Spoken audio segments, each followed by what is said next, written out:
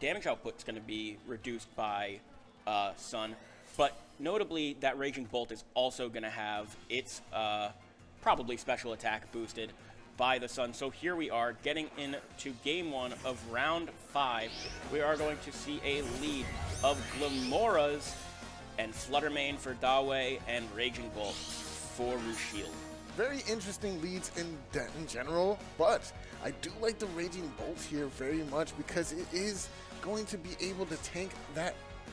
Well, maybe it might tank some of that damage coming from the Fluttermane and or Glimmorah, but it's going to be interesting to see how Fluttermane proceeds in this matchup because it doesn't like staring down a Glimmorah on the opposite side of the field here.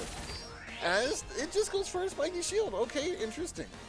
Yeah, so we see a spiky shield from both sides. Both sides. And we see the interaction that Rushil's Glimmorah is faster? at the very least speed tying, maybe faster, as a Moonblast into Dawei's Fluttermane's Moonblast into Raging Bolt, not even doing 50% with a direct hit Moonblast. Credit to that Assault Vest and, you know, speed boosting Fluttermane not typically being as offensive.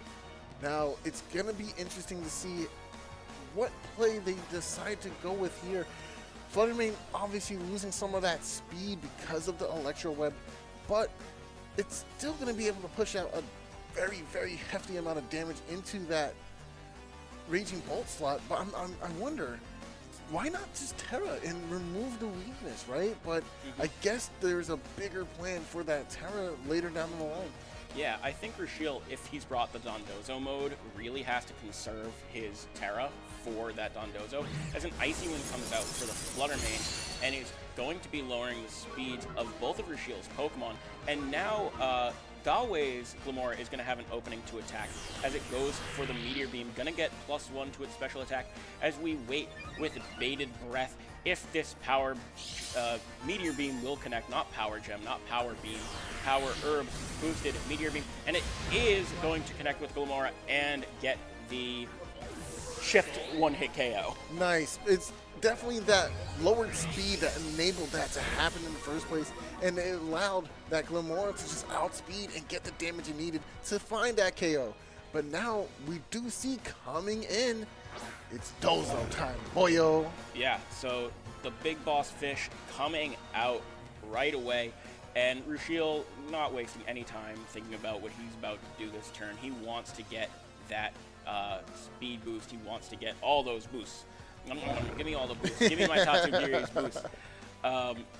Raging Bolt probably going to want to come off the field as Dawei in a pretty good spot with their Pokemon having speed control and having a +1 Glimmorah.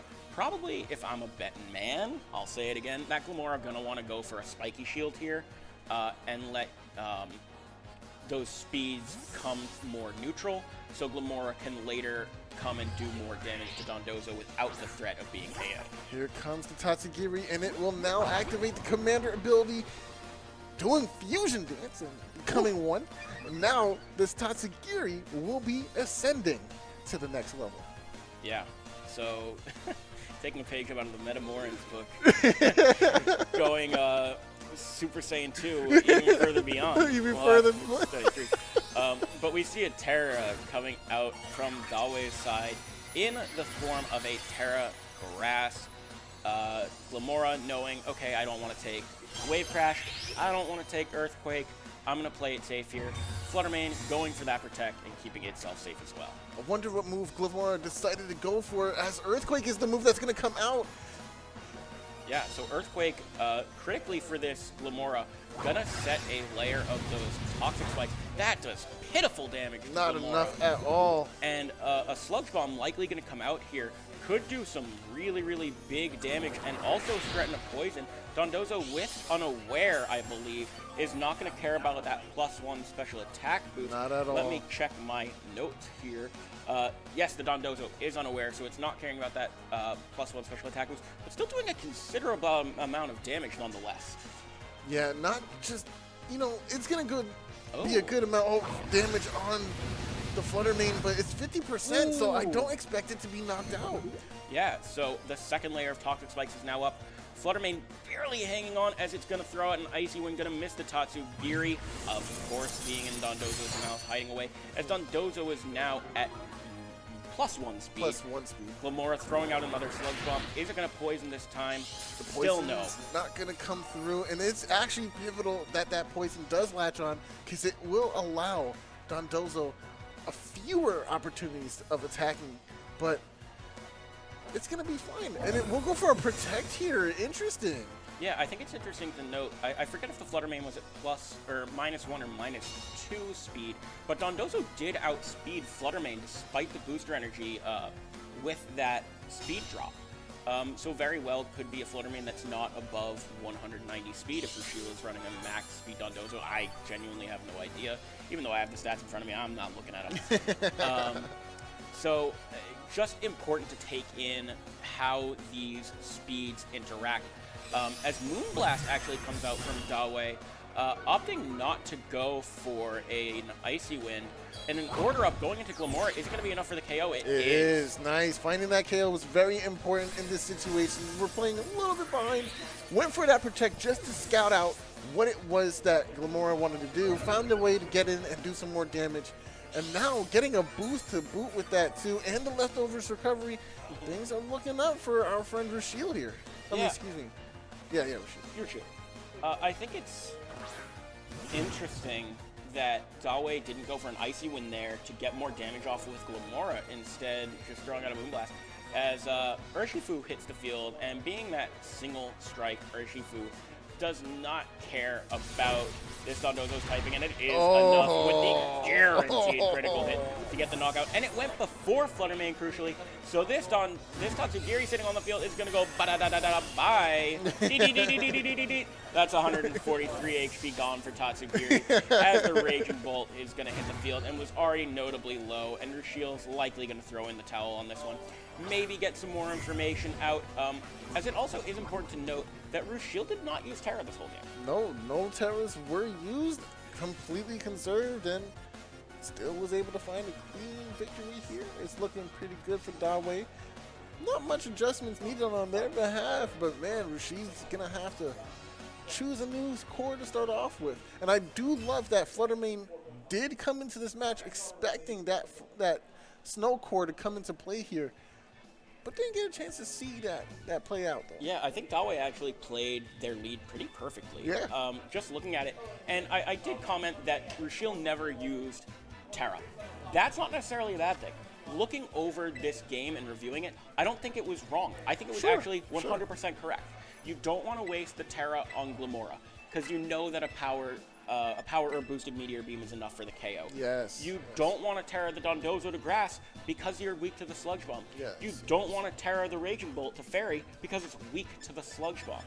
So I think probably saving for if Tatsugiri had a shot at being able to use its Terra was the option for Rushil. So I think he played that correctly. Yeah, I agree. You know, you don't need to use every tool available to you to win. You sometimes wonder, oh, I didn't Terra that game. Should I have? Usually the answer is yes. You should have found the way to use it.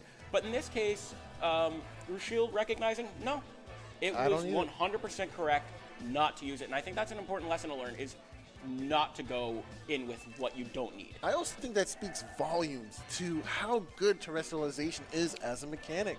It is a tool to be used, not expected, right? Unlike Megas, unfortunately, when they first debuted, it was expected to have a Mega on your team because they just built so much power into a team, or so much defensive utility into a team, that it felt mandatory, right? Yeah. Dynamax, there was no way you there were was not. no reason not there to was Dynamax. no reason not to Dynamax. Of course, I want to triple my HP or double my HP or what have you. Yeah. You know what I'm saying? Felt like triple. It felt like triple sometimes. But here, it is an active choice that changes the outcome of the match based on how you use the tool, and that's beautiful. That's what we want from competitive gaming. Absolutely. The leads change. Let's go. The adorable, the beloved Mousehold hit the field, and as we mentioned for Dawei, that Fluttermane on the field gonna be able to set up Sunny Day and eliminate the snow if they want to. As Mousehold, with one of the most interesting sets, I'm just gonna review it again with Follow Me, Substitute, Protect, and Population Bomb. So a little bit of defense, a little bit of offense. all adorable. Yes, all adorable indeed, but the way this is going to play out, that Flutter Mane's the fastest thing on the field usually. Yep. So it's going to go for that sunny day. And here's the anti-snow technology coming full force in. And now with that harsh sunlight, it will reduce even the powers of Blizzard. The hits from this population bomb just keep racking up. That's almost 50. That's more than 50. That's almost 80%. 90%. Will it hit 10? That's 10 hits. Population bombs. 10 hits. Oh my goodness. The count is here indeed. And that is a KO. That's a one-hit KO basically, right? We'll take that. Absolutely. But that Blizzard did do a ton of damage just now, and it made the mark on both Pokemon, which is exactly what you need in this position. I'm sweating. I had to think for that one. I was counting my numbers. I forgot I could count as high as 10. Oh, especially man. when watching Pokemon. I haven't seen Mousehold in a hot minute. And Dawei showing us, oh, it is family of 3. Oh my goodness, that's such a rare encounter. A 1 Yes, in it is, 100. right? Oh my goodness. Dawei showing us the power of Technician, Population Bomb, Wide Lens, Mousehold here in Regulation F. This is 2024. I thought we was beyond this, but apparently not.